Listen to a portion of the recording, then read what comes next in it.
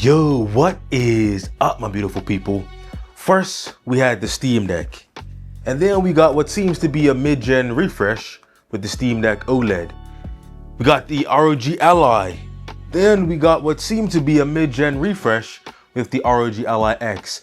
We have the Lenovo Legion Go, and I think we just got the Legion Go mid-gen refresh, maybe, but in this box, we have the Lenovo Legion Go S. I'm not sure what the S stands for. Let me know in the comments down below what you think the S stands for. But we have the Lenovo Legion Go in the box today. We're gonna be cracking it open, seeing what it's all about. You know, I'm not sure. I said I wouldn't get this, but then I decided that since I got the mid-gen refresh of the other handhelds, I might as well check out the mid-gen refresh of what Lenovo has to offer. So before we get into this box, make sure you smash that like button, make sure you subscribe, ring that bell, all that great YouTube stuff, so I can keep coming to you with more Barely Average Dude content. Let's get into this box. Let's stop wasting time.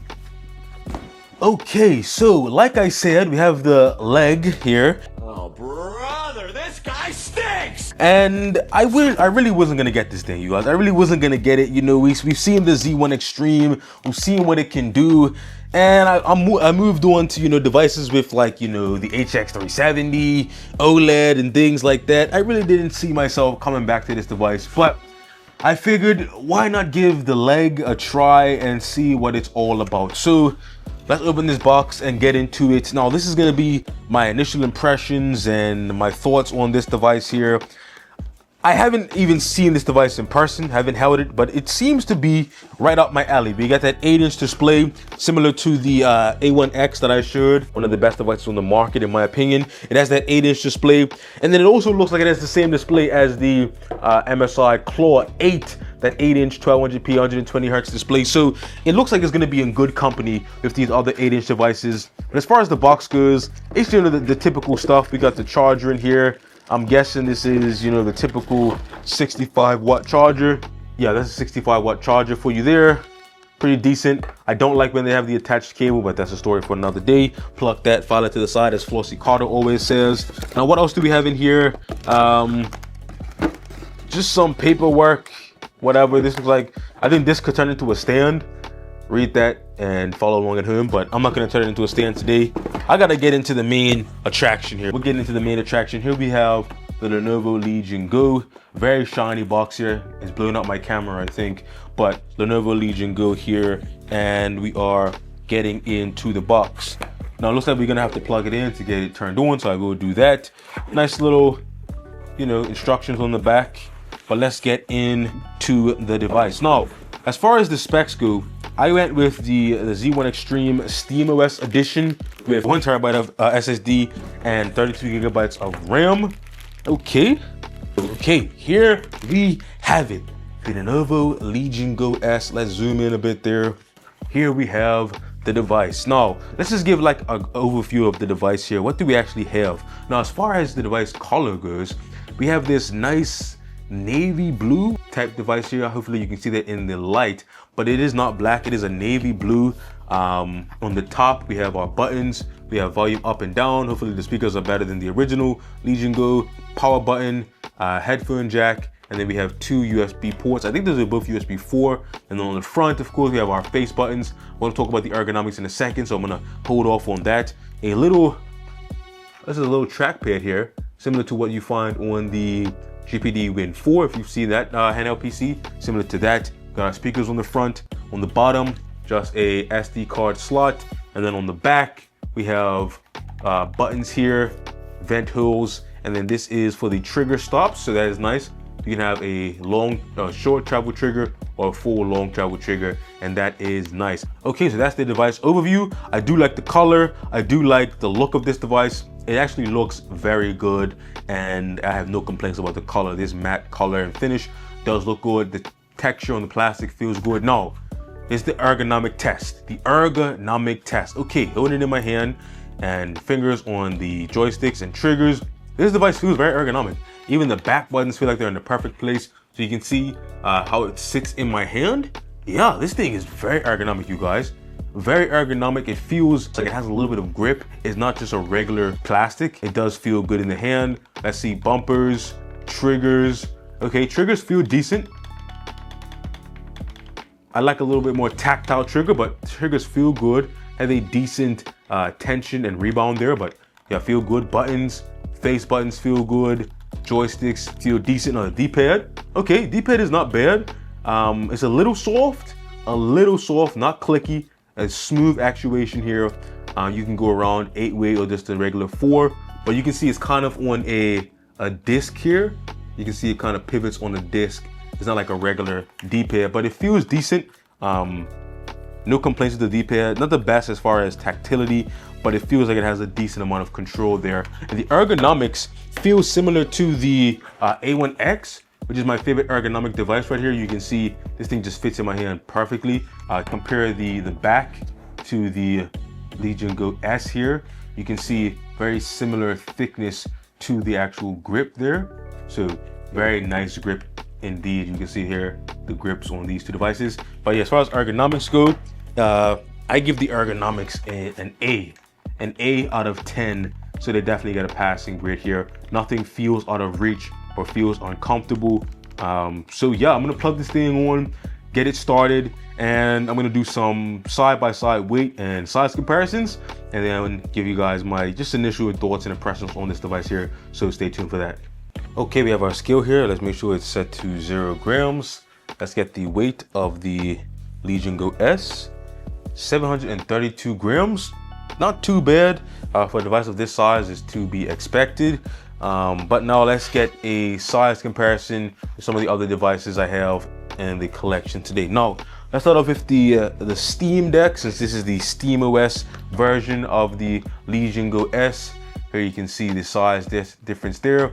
Not a big size difference, but you can see the Steam Deck is definitely longer in this dimension. The Legion Go S seems to be wider or taller in this dimension. It is an 8-inch display versus the 7.4-inch display on the Steam Deck. But here we have this size difference there. Now let's take a look at another 8-inch device. This is the AOKZOE A1x. As you can see, the size difference there. Now the screens appear to be the exact same screen. It's that 8-inch 1200p 120 hertz panel with VRR. Very similar screen, maybe even the same screen. I can't confirm, but it appears to be the same screen, just going off of the specs here. So here's the size difference. The A1X is slightly smaller, but this is just a little bit more round than the A1X, but very similar footprint for these two 8-inch devices. Okay, here we see another 8-inch device that appears to have the exact same display. This is the MSI Claw 8-inch display, maybe the same display. I can't confirm, but let me know in the comments if they are using the exact same display. But here you see the size difference. The MSI Claw 8 seems to be just a little bit wider, but maybe just an optical illusion, but very similar footprint. I will consider these devices to be about the same size. Okay, another popular device. This is a smaller one this time. This is the ROG Ally X. This is a 7-inch display, but you can see that the Ally X, even though it has a 7-inch display, it is a very similarly sized device as far as dimensions goes. The width is not too far off. Now the width in this direction, or the height I guess you would call it, is slimmer because this is a 16:9 aspect ratio versus a 16:10, but the overall footprint is very similar, considering that the Lenovo Legion Go S has an 8-inch display. Check out the size difference here. Okay, so we have another 7-inch device here, but this is noticeably smaller. This is one of my favorites, the OneXplayer X1 Pro. That 7-inch OLED display just looks amazing one here, but the display is noticeably smaller, 7 inches versus 8 inches, and this is overall a much smaller device. This device is very compact, and you can just see the difference there. It is dwarfed by the Legion Go S here. All right, the big dog, the older brother to the Lenovo Legion Go S, the original Lenovo Legion Go. Let me know in the comments down below if you would, consider getting the Legion Go S if you already have the Legion Go, or if you would skip the Legion Go and get the Legion Go S, or if you would skip both of these and just get the Legion Go 2 that's supposed to be coming out in the fall. That's just a thought. Let me know what you guys think. But here we have the size comparison between the big bro and the new kid on the block. Okay, we had to do it. Here we have the Nintendo Switch 2. This is an 8-inch display of 7.9 because this is a 16:9 aspect ratio. Here we have the Switch 2 versus the Lenovo Legion Go S. But yeah, there's the difference in size there. Okay, and here we have the behemoth. I gotta move some things around. Here we have the behemoth, the OneXplayer X1, gigantic device here. Every device here is just tiny compared to this gigantic thing here. This is an 11-inch display here, 1600p versus the 8-inch 1200p screen here. All right, another small device. We have the GPD Win Mini here, another 7-inch display versus the 8-inch, but you can see the overall footprint in its open position. But then when you close it up, you really get a sense of that portability there. Portability on the Win 4 is unmatched. Really love this device. You just see how it fits in your hand, fits in your pocket as well. This thing is ultimate portability, but look how it looks next to the Lenovo Legion Go S. And now last but not least, here we have what is honestly still one of my favorite handhelds of all time, the Ayaneo Kun. This is an 8.4-inch display versus the 8-inch display on the Lenovo Legion Go S. You can see a similar design language as far as the shape goes. This nice round shape that just feels good in your hands. No device has surpassed the Ayaneo Kun ergonomically, in my opinion. It just feels perfect in my hands here. The comfort and the shape, it just fits my hand nicely. So ergonomics is top notch, but the Legion Go S is not far behind ergonomically speaking. And here we see the size difference between the Ayaneo Kun and the Legion Go S here. Okay, so this is the end of the video where I just give you my overall first impressions, or the conclusion of my first impressions of the device. Now, as far as the device goes, like the build quality, the execution, the materials, I think it is a good device. The real question is, like, should you get this device? I guess that's the main question of the day. Like this mid-gen refresh, considering that the Legion Go 2 is probably on the horizon, and this thing right here is around $800 for this model. There are a few other models that are less expensive, but I think that if you're gonna get the Legion Go S, you probably should be looking at the Z1 Extreme version, just to get the best performance out of this sort of form factor. Now, the Z1 Extreme is quote unquote last generation, but it is not a slouch. It doesn't compete with the HX370 or even like something like from the MSI Claw 8 as far as raw performance goes. But I think it does have a new life with that 32 gigabytes of RAM and then SteamOS out of the box. We should see better performance than even the Ally X in some scenarios. Now, as far as compatibility goes, there are some games that you just can't play on SteamOS because of Linux and anti-cheat and things like that. But overall, I think this device is executed well. I'm not sure what it means for those considering a device now, because with that Legion Go 2 on the horizon, it has me thinking, if this is already $800, how much is that Legion Go 2 gonna cost? I can't imagine it costs less than the Legion Go S. Are they just trying to squeeze some money out of the Legion Go fans until Legion Go 2 drops? And then I don't know. I honestly don't know how this fits into the timeline. If you're looking to get a device right now, maybe you should wait. But let me know in the comments if you think it's more reasonable to wait for the Legion Go 2, not really knowing the price, or if you just dive in right now and get something like this. If you're looking for something that I guess is better than the Ally X in some ways, then this could be an option for you.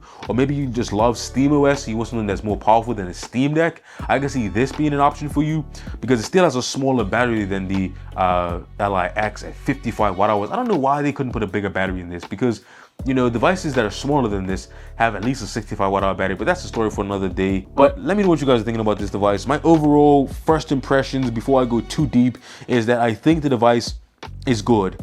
I think for $800, considering what's on the market, it technically is justifiable. I wish it could come down to like $650, maybe $699 max for something like this, but that's just my opinion. But let me know what you guys are thinking about this device here. I think it is a good device. I think overall, right now, I'm giving it like an 8.5 out of 10, considering what's on the market and what this thing can actually do. Performance is going to be not top of the line as far as handheld PCs go, but it's going to be right behind the best of the best, as far as performance goes. Battery not the best, but ergonomics is good, display is good, overall hardware is good for 2025. It feels like a 2024 device that they push into 2025, but overall, it's still a good device. It's still good, but the question is, who is it for? I don't know. Let me know what you guys are thinking down in the comments below. And as always, make sure you smash that like button, subscribe, ring that bell, all that great YouTube stuff. Legion Go S. I'm not sure what the S stands for. Is it superior? I don't know. What do you guys think? Anyway, peace.